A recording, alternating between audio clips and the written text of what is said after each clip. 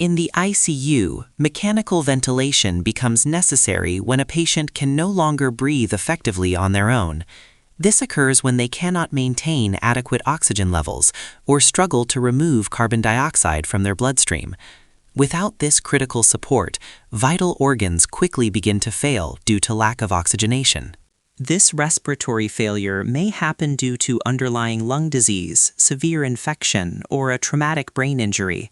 Major surgeries also frequently require temporary mechanical support to allow the body to recover safely.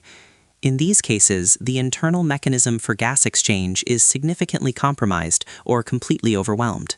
Common emergency situations requiring this intervention include severe pneumonia, shock, or cardiac arrest. The mechanical ventilator acts as a bridge, providing the pressure and oxygen necessary to sustain life while the primary cause is treated. When natural breathing fails, the ventilator provides the essential support needed to survive.